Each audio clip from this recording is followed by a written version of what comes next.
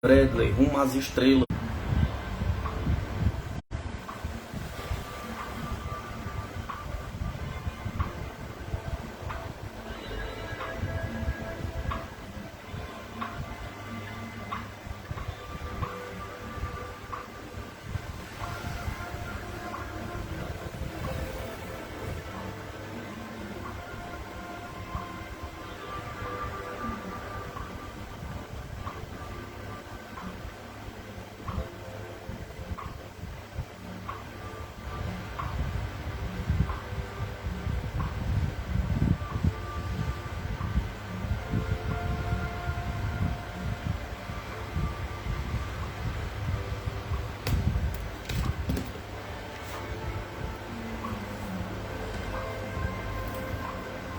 A arte nas outras esferas. A conversa com Janones continuou, caracterizado pela rapidez da fluência. Bradley.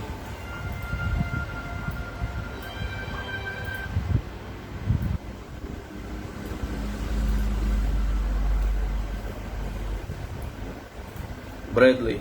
Quer explicar-nos por que se julga necessário que nós da Terra soframos dores mentais e físicas? Pergunta Johannes. A dor faz parte da experiência. É fácil compreender que a vida na Terra e no além seja necessária a experiência. Não há beleza sem contraste, luz e trevas, alegria e dor. Consigo mesmo você percebe que não teria gozado das delícias do êxtase se não tivesse passado pela experiência da dor, sobretudo as dores mentais, que para a alma é muito mais preciosa que a dor física. A dor é necessária para a conquista dos progressos que temos aqui. E também aqui experimentamos alegria e dor, embora com significação diferente. Dor e alegria, dois dons dos mais altos que muitas criaturas na Terra não alcançam. Quem não gozou o êxtase perfeito e não sofreu a dor mais profunda não tem ideia real do colorido sistema do universo.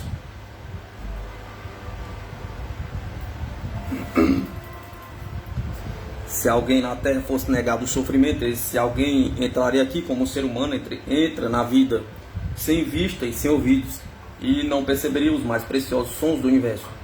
Supõe você que quem abandona o corpo e passa para aqui está libertador? Pergunta. Não, sentirá a dor ainda, mas de modo diferente. Não mais a dor física ou desespero mental que os da Terra conhecem. Não dor corpórea, pois que já não terá corpo, mas o espírito poderá ser ferido e a dor será mais pungente. Bradley. Qual o caráter terreno mais desenvolvido do guerreiro ou do homem que ama intensamente? Pergunta Johannes. Pela palavra guerreiro designa você o homem disposto a lutar por qualquer causa que defenda? Pergunta Bradley. Sim. Johannes. A guerra é manifestação da eterna estupidez da força bruta, e portanto o guerreiro não tem o valor do artista, porque o artista é uma criação do amor. Pode ficar certo disso, e aqui do meu lado nem compreendo que me seja proposta uma tal questão. O artista, o verdadeiro filho de Deus, é a criatura mais bem dotada de espírito divino. Jesus, o vosso divino profeta, foi o mal dos amantes e dos artistas. Jesus entreteceu de música, poesia e cor a sua concepção da vida. A quem lhe penetra os ensinamentos aprende com que extensão ele compreendia o amor, e o artista. Já não posso dizer o mesmo do guerreiro, porque no além esse tipo de homem não é exaltado como na Terra. É o homem que perdeu o melhor, que não conseguiu chegar ao essencial e só viu que para o homem que ama é secundário. Estou seguro, meu caro, de que você não é tão nécio que põe em plano de comparação esses dois tipos, porque você pertence ao tipo de homem de amor, não da guerra, não ao de guerra. Inútil propor-me questões de respostas tão óbvias.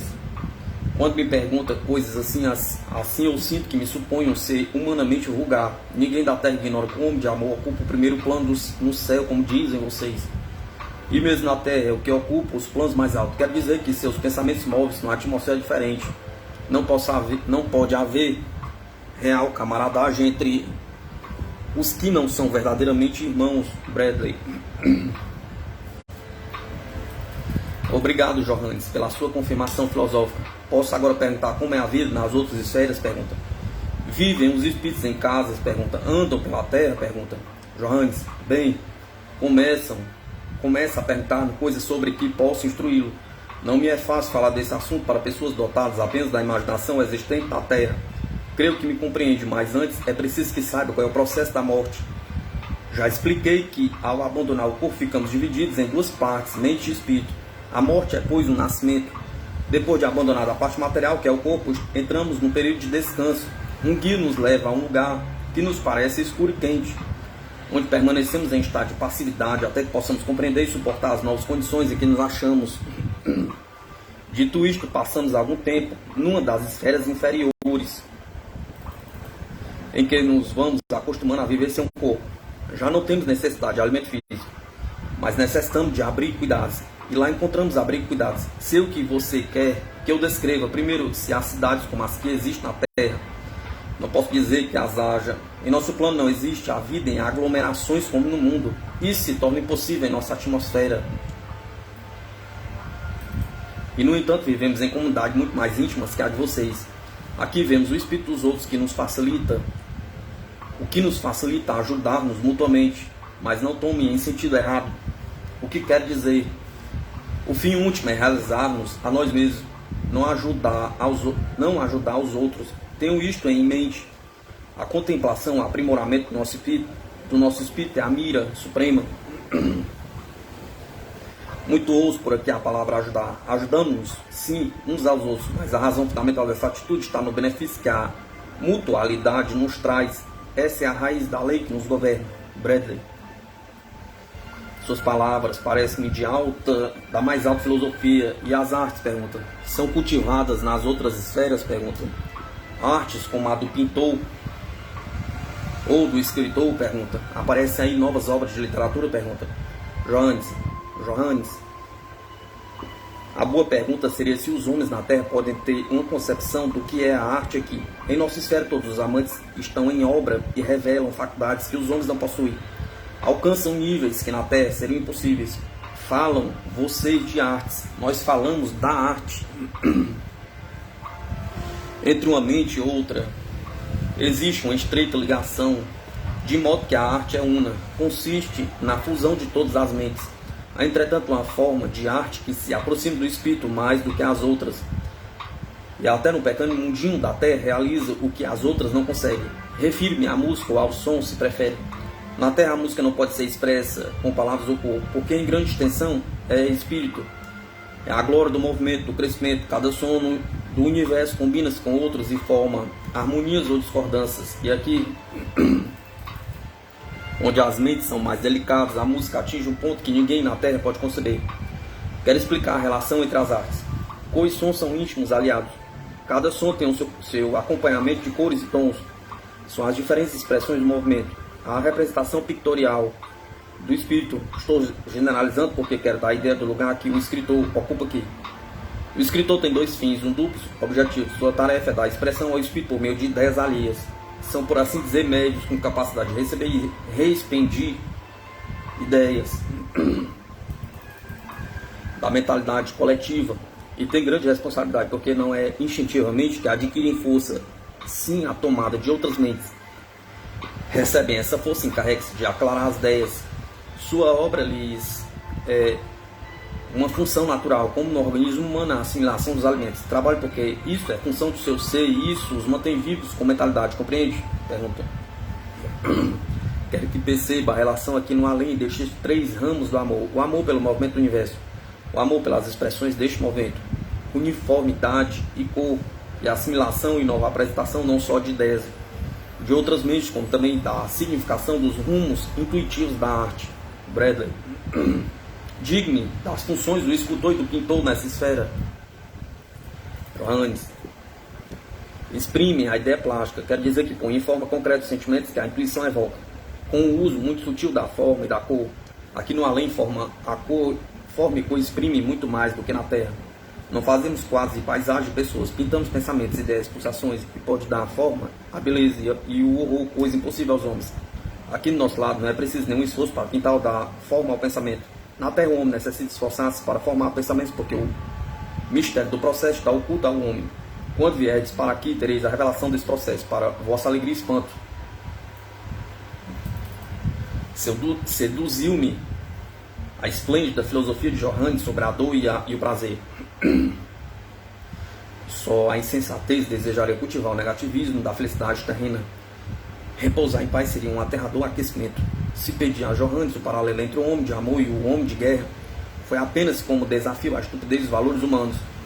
O chamado grande guerreiro não passa de um ser estúpido que se rebolca no lodo da terra. Sua mentalidade é nauseante. Os artistas raros perdem tempo em rastrear-lhes a baixa inteligência. Consideramos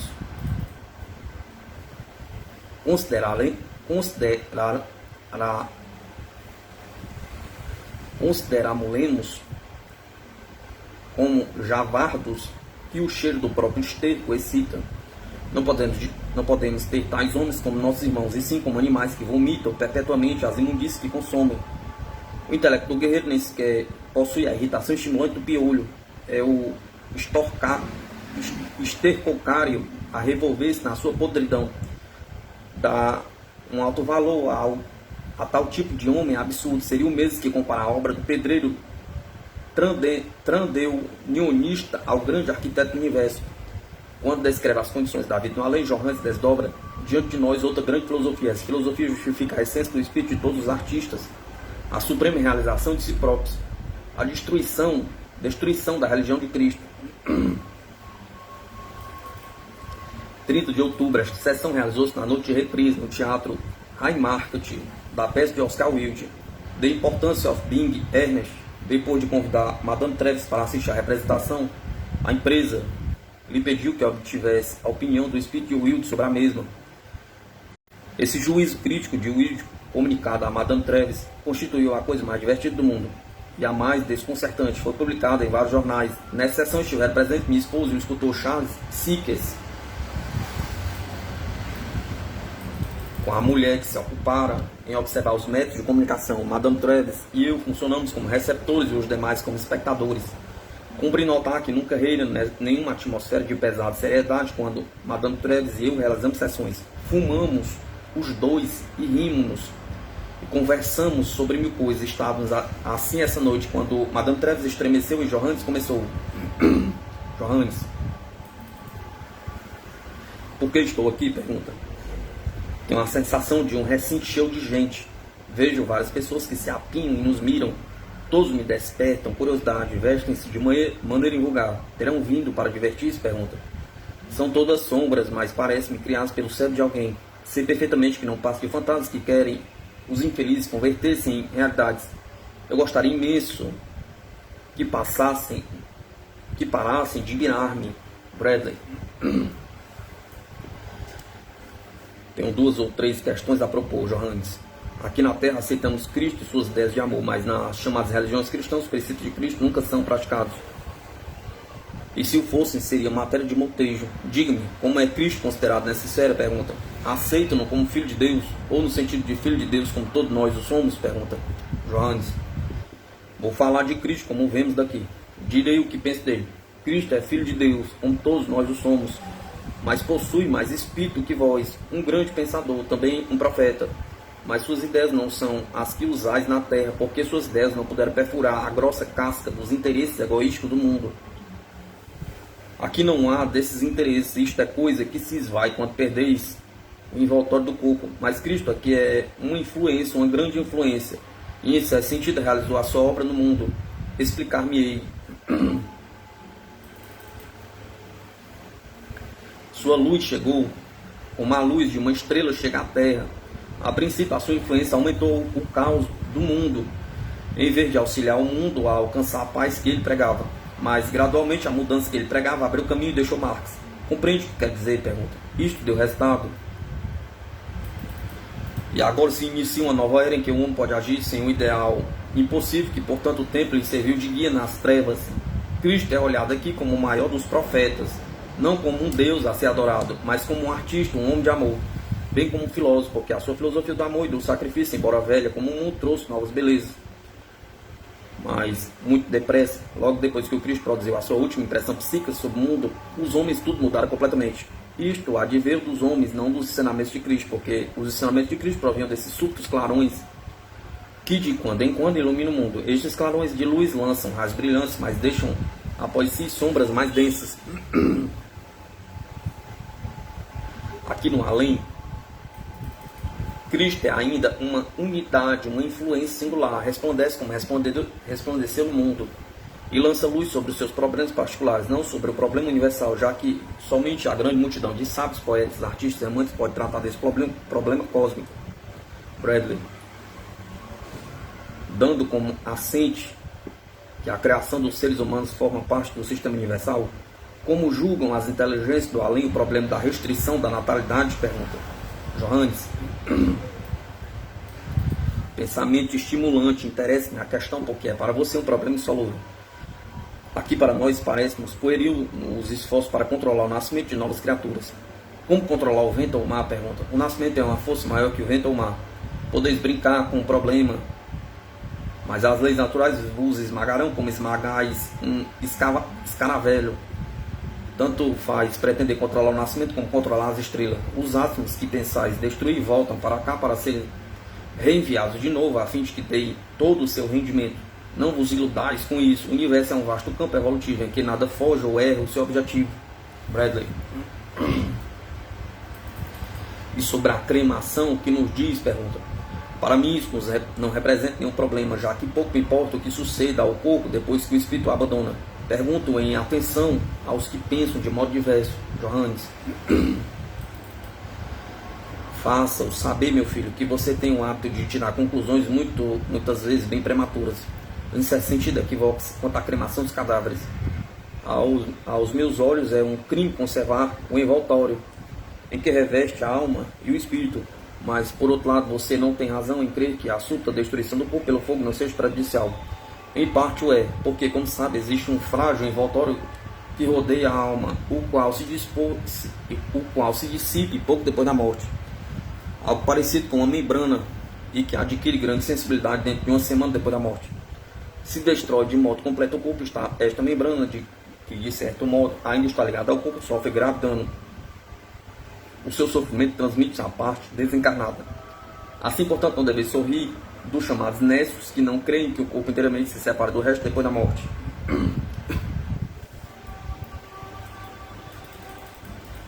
Que deixam o corpo, essa membrana se dissipa, mas não imediatamente. Neste ponto da comunicação, alguém o interrompeu com uma pergunta. Corpo astral? Pergunta Johannes. Não, tolice. Não se trata de um corpo, é algo perecível, meu corporal, meu mental, uma coisa que se dissipa depois da morte, mas que os clarividentes podem ver a rodear a alma. Aqui Mr. Sikes pediu-me que propusesse uma pergunta sobre a religião e o governo. O que fiz da seguinte maneira. Bradley.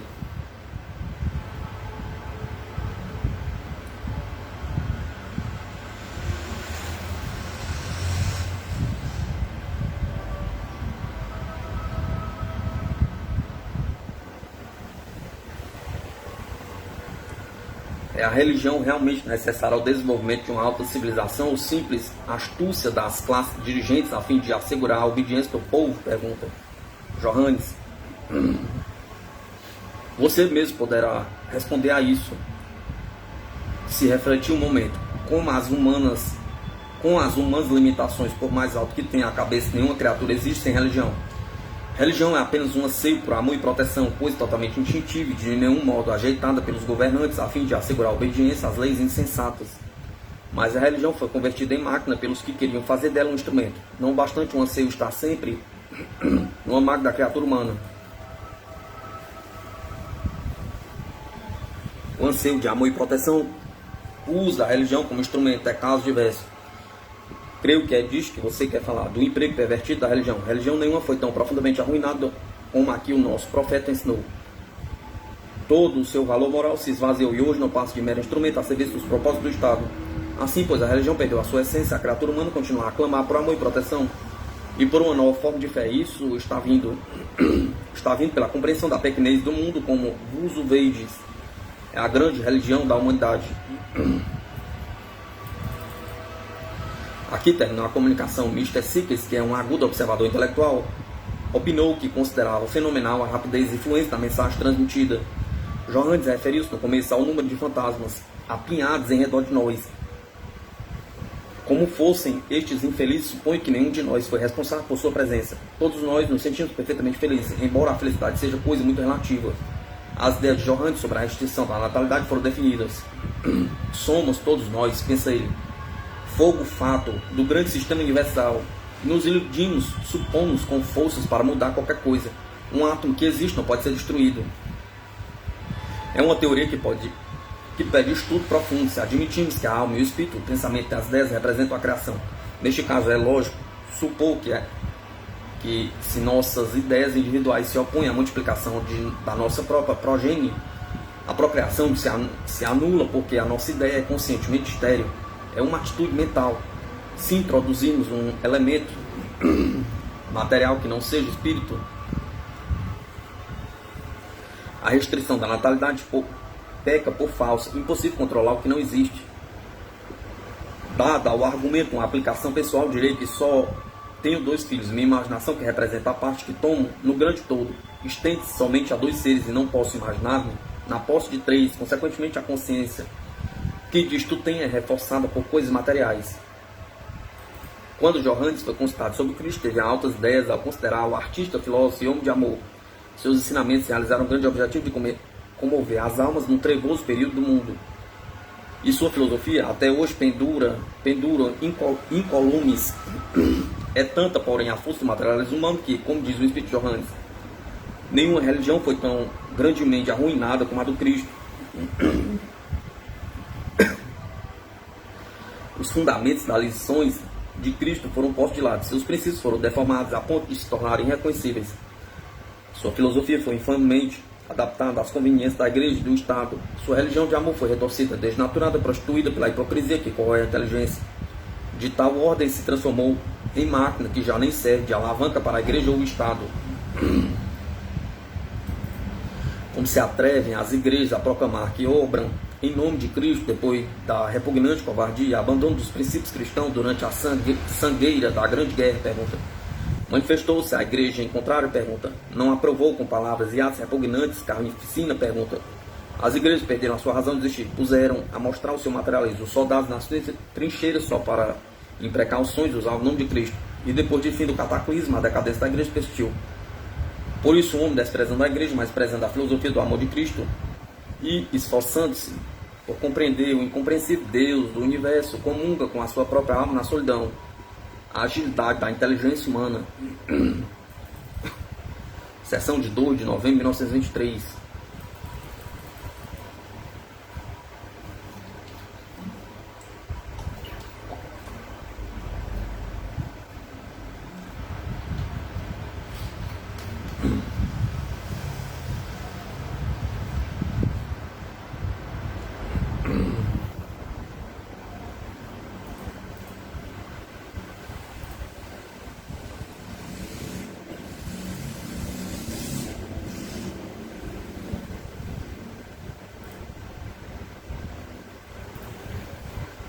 Há espaços neste livro, tem um aniquilado, a teoria telepática, o subconsciente, com que os céticos procuram explicar os fenômenos psíquicos. O argumento telepático, entretanto, não é absurdo em muitas formas de escrita automática. E, embora, a meu ver, este método de comunicação conduza a grandes progressos do pensamento, é difícil estabelecer a sua autenticidade. A título de experiência, escrevi a 3 dos mais eminentes intelectuais da Inglaterra, e sem dizer-lhe que estava cuidando de investigações psíquicas, pedi a cada um a formulação de uma pergunta sobre o problema do universo ainda sem solução.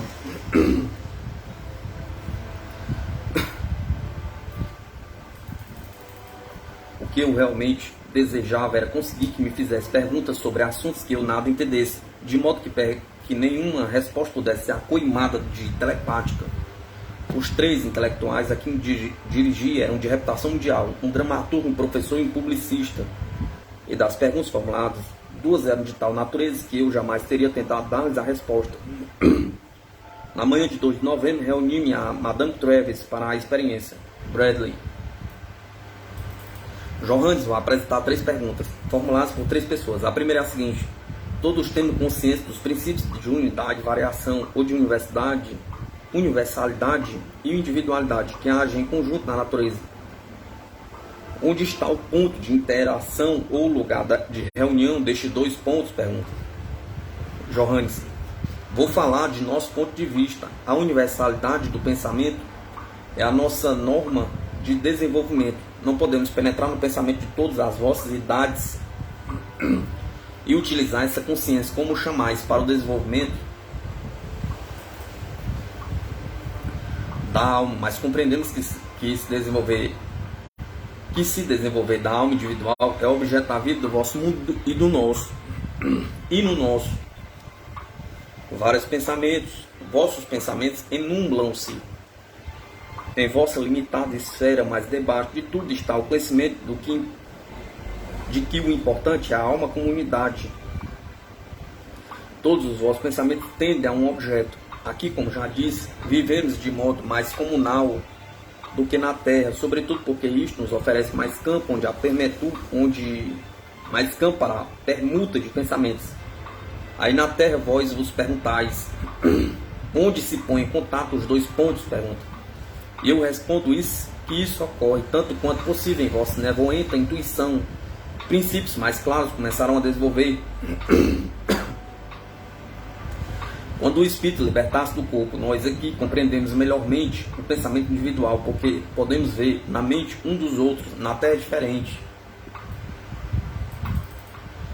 A confusão e incompreensão, mas subjacente a tudo existe a ideia subconsciente de que a alma, como unidade, está se desenvolvendo através dos demais.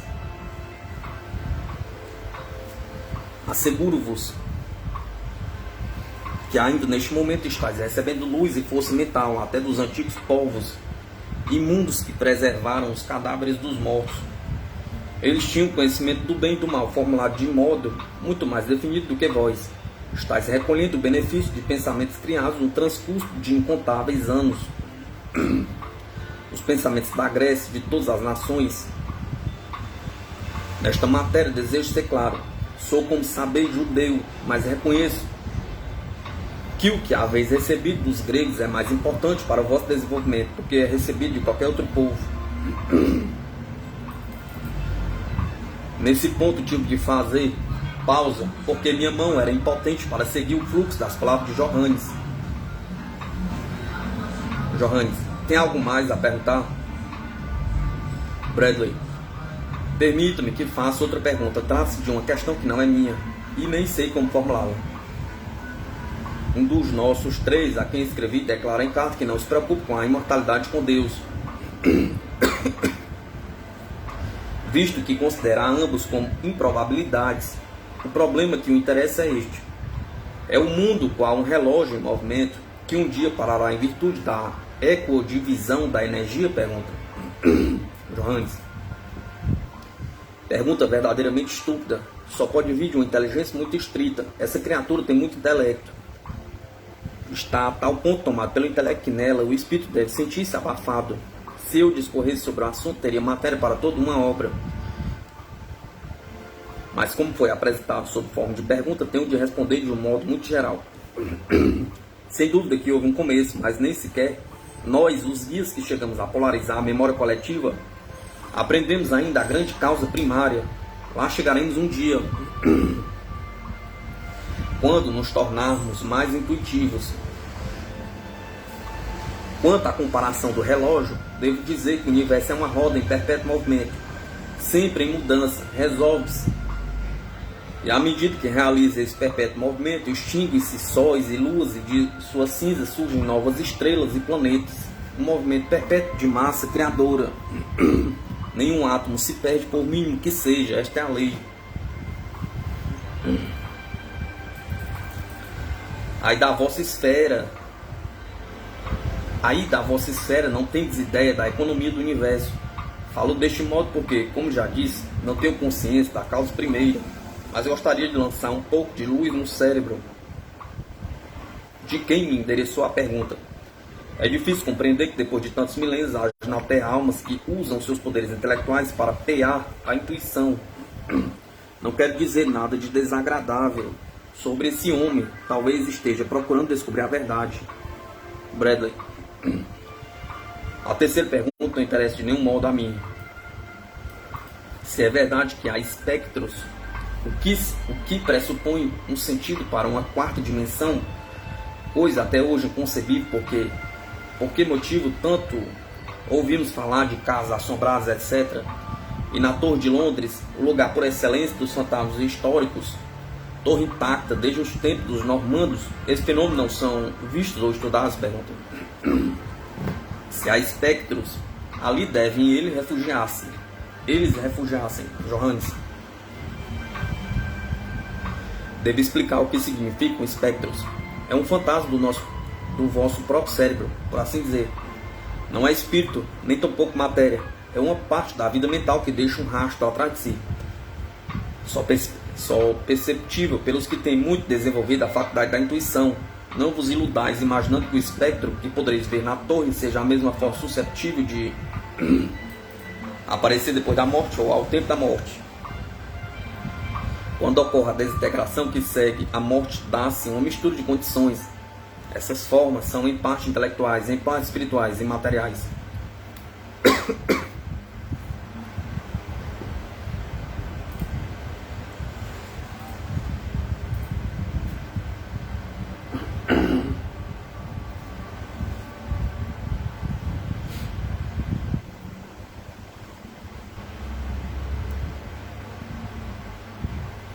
Mas o fantasma que assombra uma casa é outra coisa. É o produto de alguma ideia ou pensamento. É a criação de uma ideia que geralmente vaga apegada a certos sítios.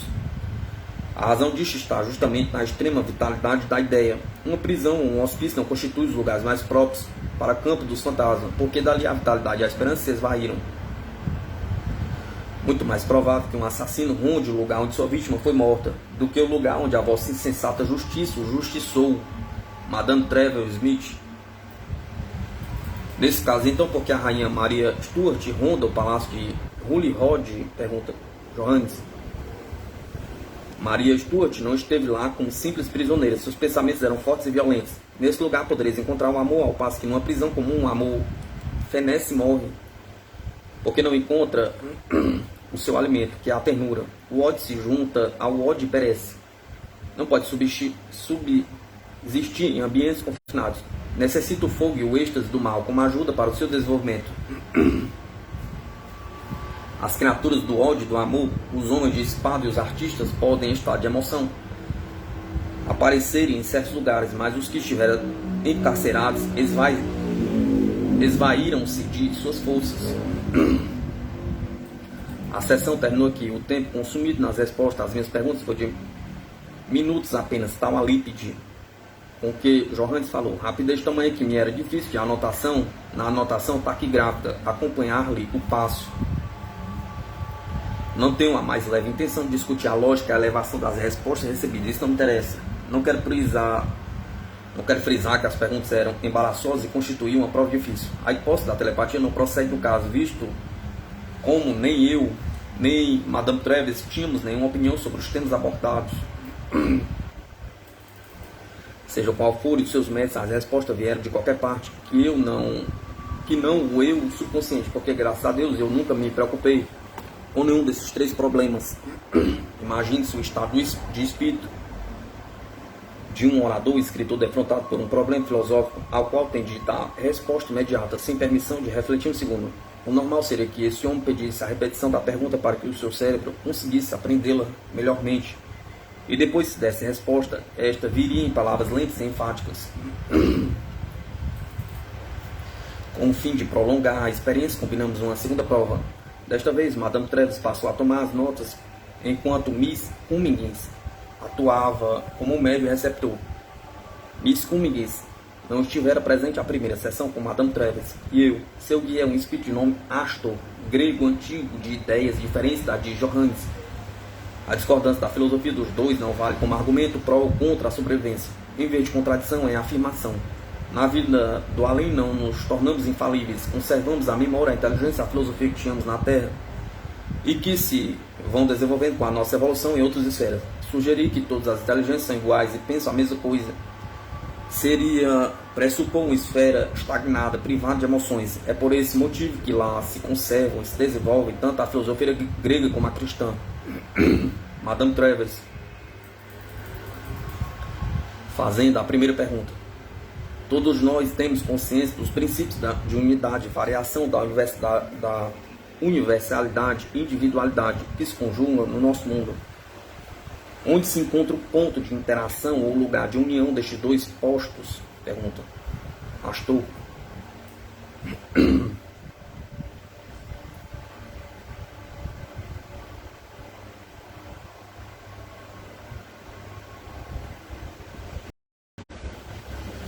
universalidade é um termo frequentemente mal aplicado. É um termo que podia definir-se como o conglomerado de todas as causas primárias. É essencialmente o mistério da vida tal como a representamos, nós, os espíritos e vós, os mortais. Nós aqui podemos aprender o significado da palavra individual, mas não da palavra universal. Eu posso, entretanto, pelo menos para vós, interpretar o seu significado quanto à sua aplicação à experiência de mundos mais amplos em que vives, que o mundo em que vives. Para nós aqui o todo há que ser sempre uma combinação de muitas partes. Essas partes mesclam-se e fundem-se a fim de que possamos existir como entidades de mente e espírito. Vós mortais tendes o fator perturbador do envoltório corporal. Para encontrar a universalidade, tendes de buscar o teu deslocamento de alguma outra partícula, isto é, de algum outro ser humano. No vosso mundo, ainda um homem justo tem de ferir outro para viver. Fere-o inconscientemente, tomando o que devia ser a sua parte. É o problema do justo e do injusto, para o qual o vosso filósofo consultante não encontra solução.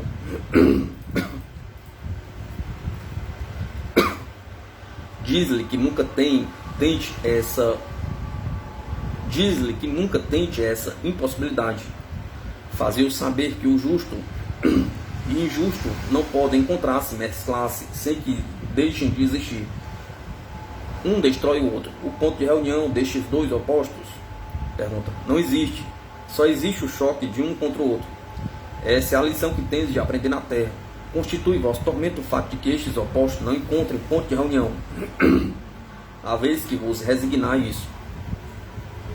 É do sofrimento que decorre do atrito contínuo entre esses opostos que tirais a vossa experiência. Sei que Johannes quer que haja uma mescla ou fusão. Só há mescla e fusão de mentes, mas não das paixões que governam os homens. O perpétuo conflito dos desejos condena os homens à luta contínua. Só o desejo os conduz. E como é assim, torna-se impossível nunca encontrar um real ponto de contato entre o indivíduo e a comunidade. No quanto a matéria pertence à mente, pode haver encontro e fusão, mas em tudo que é material haverá sempre conflito. Tal é a lei da vossa natureza. Possui palavras para designar certos idealistas. Vós os chamais socialistas ou comunistas. São indivíduos bem intencionados que erram num deserto de ignorância em busca desse apoio do encontro do indivíduo da comunidade, sem darem conta de que terão de partir o homem ao meio e separar o espírito do corpo, se quiseres realizar o sonho. É possível no sentido material que o indivíduo e a comunidade não tenham nenhum ponto de fusão no mundo. Só no sentido espiritual a fusão será alcançada. O desejo impede a unidade. Podemos descrever o desejo entre os homens como o deus da guerra, causador do eterno conflito. Madame Treves, propondo a segunda questão. É o universo como um relógio em movimento que parará em virtude da equidivisão da energia? Pergunta. Astor. Que eu admita, não. O universo está de tal modo ordenado que, como tudo é eterno, suas inumeráveis partículas morrem e renascem. Todas, a cada uma delas, lhe dão essa segurança eterna. As partículas não podem parar na sua contínua passagem de uma forma para outra, de modo que o mundo não pode morrer. A vossa terra passará, mas outra surgirá com a mesma sucessão de vida em milhões de formas, similares, mas não idênticas. O homem que propôs a pergunta possui limitada imaginação. Esse homem não vê que por meio da mudança contínua nas partes e permanência infinita do todo é alcançada.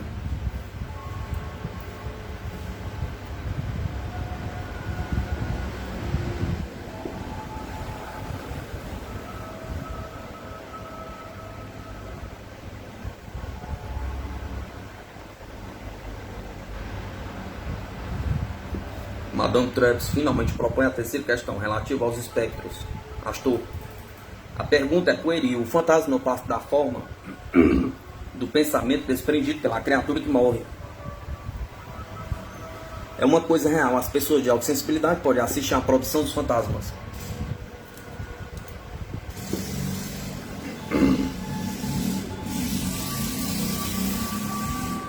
E neste caso, vê como se visse um balão que se enche de ar e assim toma forma sensível à visão humana. Mas a mente, o espírito da pessoa morta não se encontra nesse balão. Os fantasmas formam-se graças ao pensamento e o desejo do médium.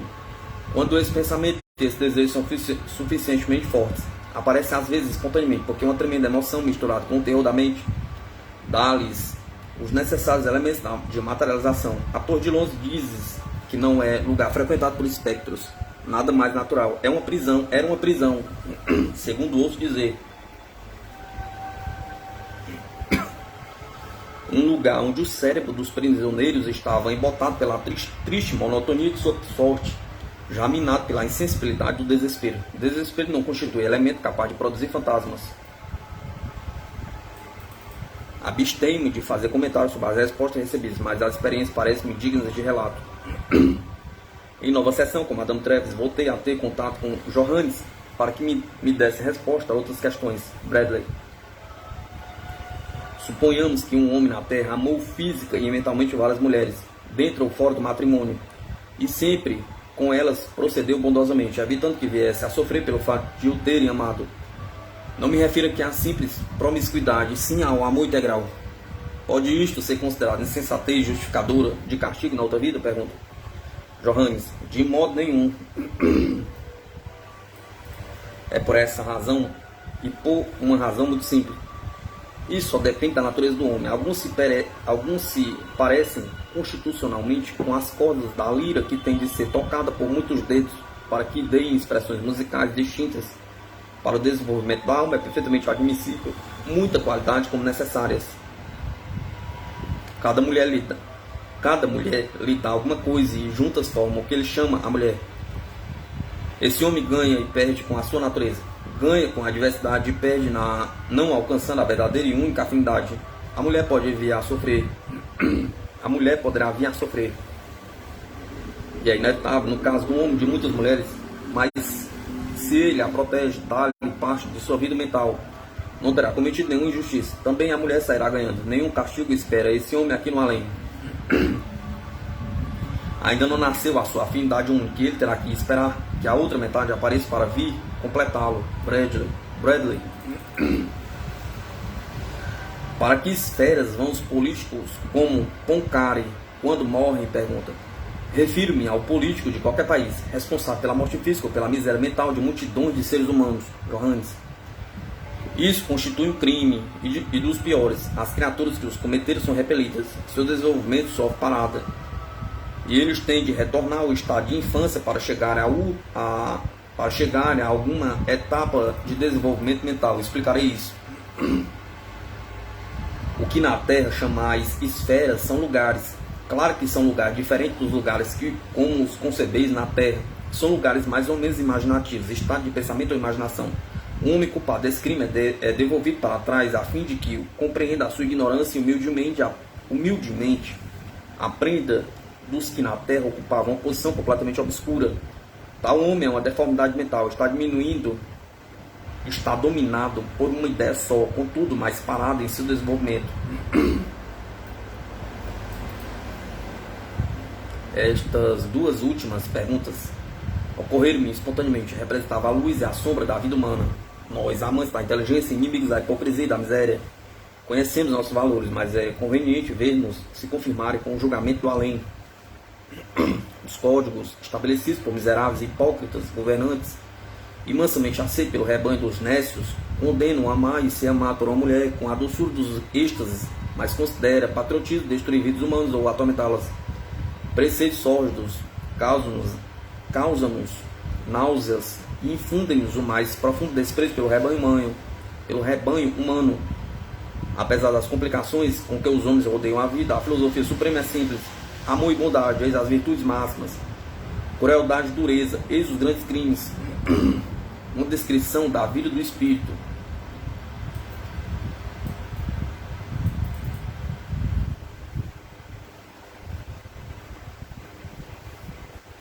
Na sessão de 14 de novembro, minhas perguntas a Johannes foram formuladas de modo que ele pudesse dar-me quantas informações quisesse sobre a vida do além. No além, Bradley, será fato que depois da morte uma criatura se conserve a mesma coisa que antes, apenas desembaraçada do corpo físico, revelando os mesmos desejos e inclinações, embora mais intensificados? Pergunta. Johannes, sua pergunta pode ser respondida em poucas palavras. Quer saber se a criatura que morre conserva-se a mesma, apenas deliberada do corpo físico? Não é exatamente assim, porque logo depois da morte, isto é, do abandono do envoltório físico, o ser vivifica-se mentalmente em grau maior ou menor. Tudo se lhe torna mais intenso. Desejos? Pergunta. De um certo modo desaparecem. Os desejos, no sentido em que os temos na Terra, ficam inteiramente subjugados pelo momento. Não é certo que os desejos se separam do ser como faz o corpo. Ao contrário, vão com ele ao túmulo, mas no momento de desprender-se do corpo, a criatura quase que não tem mais consciência deles. Não abandonam no ato, nem muito tempo depois da morte. Permanece com o corpo que se dissolvem gradativamente, convertendo-se em coisa distinta. Recordei aqui o que já disse, que no além existe o sexo como na Terra, mas que o desejo sexual sofre modificação. Desaparece o apetite físico, que é consequência do corpo, transforma-se em desejo de aperfeiçoamento do espírito com o concurso de outro, do espírito afim, que é muito diferente. No momento da morte, a alma encontra-se em estado de completa consciência. A única sensação que tem é a de afundar, só isso. Depois sobrevém um período de descanso como o do convalescente, guardado de todas as inquietações e excitações.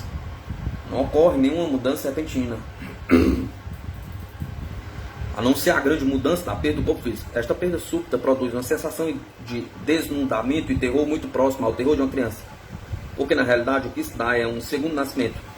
Houve aqui uma curta pausa, Johannes, e eu me esquecendo de frisar um ponto. Existe, como já expliquei, um terceiro tipo de corpo, misto de memória e matéria. Parte pertence ao físico, parte à alma. Como a morte escapa do corpo, com a morte escapa do corpo físico, que pendura muito tempo e pendura muito pouco tempo. Não supõe que seja o corpo do desejo. É também um envoltório, como o corpo físico é um envoltório. É a súbita destruição deste o prejudica.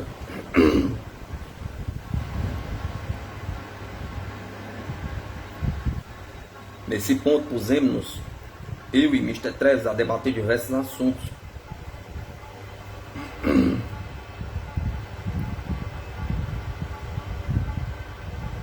Sendo por fim interrompidos por Johannes. É preciso compreender que na Terra a criatura só se desprende do corpo físico, mas muda num sentido, porque os seus desejos que se manifestaram por intermédio do corpo físico já não possuem esse elemento de expressão. Percebe? Pergunta Bradley. Sim.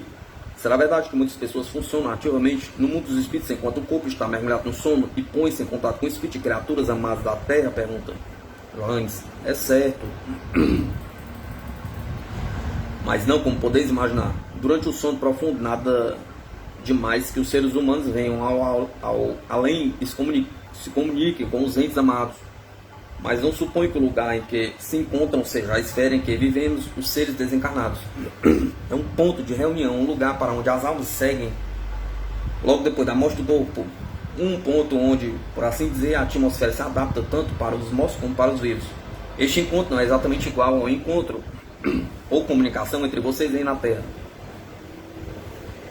Quando você foi menino, devia ter acreditado em anjos e espíritos pairantes sobre a Terra. Esses seres são realmente os organizadores deste lado. E são os que favorecem esses encontros e servem de intermediários entre os mortos e os vivos. Durante o sono, a comunicação entre os mortos e vivos se aproxima muito mais. Torna-se mais clara e convincente. E quando se produz reaviva o homem que dorme, mas não é um verdadeiro encontro à moda dos da Terra, sim uma comunicação espiritual, comunicação entre mentes momentaneamente desencarnadas. Porque durante o sono uma criatura pode desencarnar-se. Isso auxilia aos que depois vêm para cá. A transição decorrente da morte deixa de ser novidade absoluta. Subsiste a lembrança de que já conhecemos essa sensação. O sono nos dá uma antecipação da vida no além.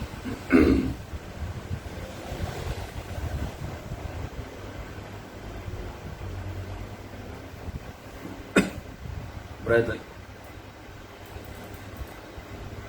pode fazermos a descrição da vida nesta esfera e transcrevermos o aspecto dos espíritos, suas roupas se as trazem, pergunta.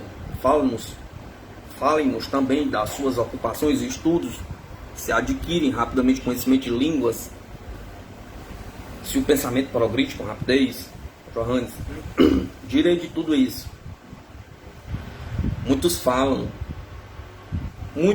vocês em esferas e planos, e nós também, porque não temos outras palavras. Isso que chamamos esferas são lugares, mas a entrada numa esfera depende sobretudo do plano em que estais. E plano não passa de um estado mental. Em todas as esferas coexistem diversos planos. Isto quer dizer que aqui se vive de um modo muito parecido com ao da Terra. Na Terra também coexistem diversos planos. O bêbado, por exemplo, não ocupa o mesmo plano que o filósofo. Compreende? Pergunta. Esferas são estados de desenvolvimento, e a passagem de uma esfera para outra, da mais baixa para a mais alta, corresponde a uma adaptação mental. Se alguém fosse arrojado da Terra a uma das esferas mais altas, sentiria um choque aterrador e não poderia resistir à intensificação das suas próprias sensações. Assim, pois, a criatura que passa para o além começa na esfera adaptada ao seu plano mental. Como na passagem, para que houve intensificação, temos de gradualmente nos ir acostumando ao novo estado. Esta é a primeira coisa que há a fazer. Nossos sentidos tornam-se muito mais agudos, a vista mais penetrante, vê as cores de modo impossível na terra. A luz parece tão forte que para vocês aí seria cegante, e as trevas são muito mais profundas. A mesma intensificação com o ouvido, podemos ouvir o movimento da própria esfera, por assim dizer, e a música se transforma numa sensação nova, surgem muitos tons desconhecidos.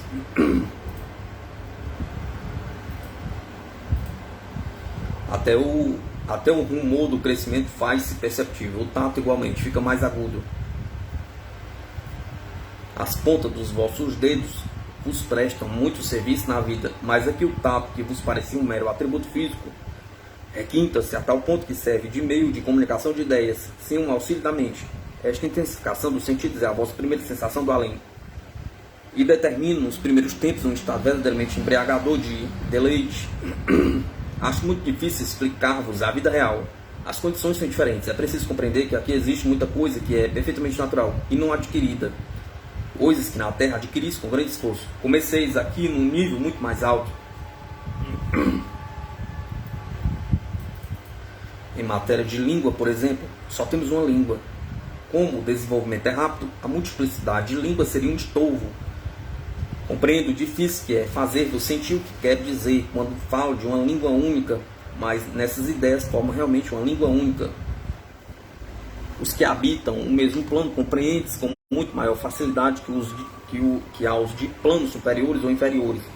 A linguagem real, entretanto, é o som mediante o qual nos fazemos entender uns aos outros. É a mesma para todos.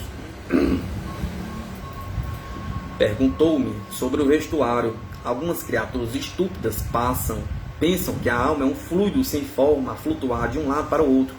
Absurdo. Cada alma tem sua forma adquirida na vida terrena e conservada aqui. O aspecto que apresentamos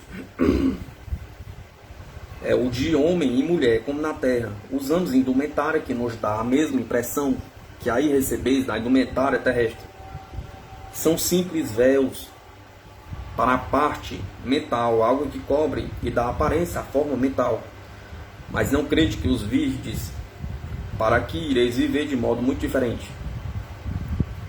Essa indumentária não procede de oficinas como as vossas, procede da ideia do indivíduo, contribui para mostrar a mente. Quanto às habitações do além, é muito difícil explicar. Vivemos em comunidades e muitas das nossas moradias são vastos recintos onde as pessoas de igual mentalidade se reúnem para a ajuda recíproca. Tenho de advertir que a palavra ajuda significa que cada qual ganha como o concurso dos outros. Aqui houve uma pausa, determinada pela dor que eu sentia na mão.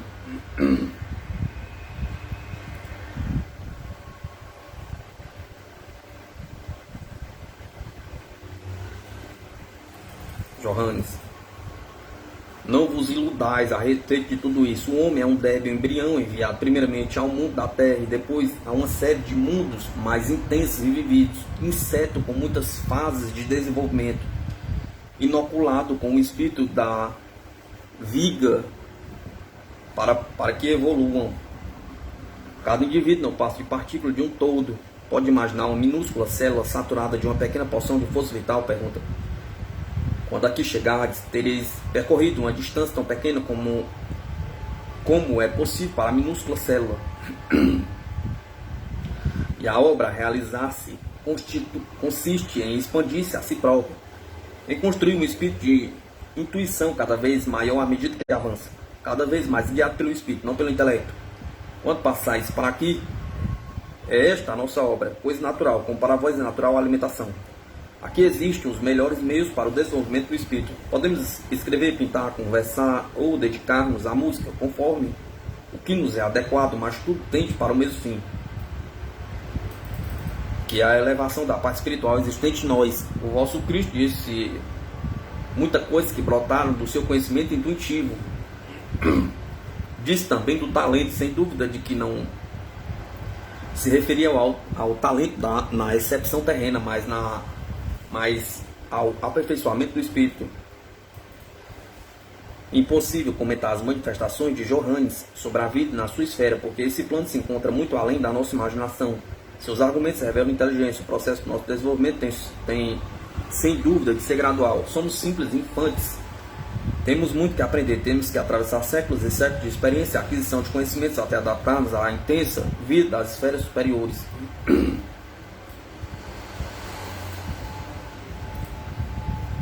A suposição de que vivemos a nossa primeira vida numa terra material e podemos alcançar um ponto culminante e imediatamente penetrar no sétimo céu não está de acordo com as aspirações de uma clara inteligência e não seria desejável do ponto de vista da experiência falha e da emoção contrariada.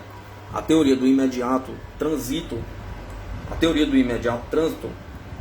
a ponto culminante é crua e antiestética. Seria um desejo grosseiro que se gastaria muito depressa, mera arrogância da inteligência inferior.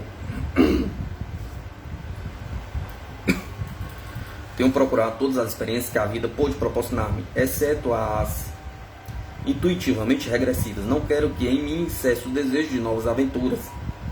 Se a perspectiva que se me abre é de reivoo para além deste pequeno mundo, reivoo para ignotas regiões do universo, abrirei meus olhos para essa nova e sublime visão. Não há ninguém que não queira viver através de experiências. É algo instintivo. Assim também, portanto, desejo completar meu conhecimento deste plano e subir sem cessar através das outras esferas, até que a chispa que vive dentro de mim se transforme na grande chama do conhecimento. Dennis Bradley, Rumo às Estrelas.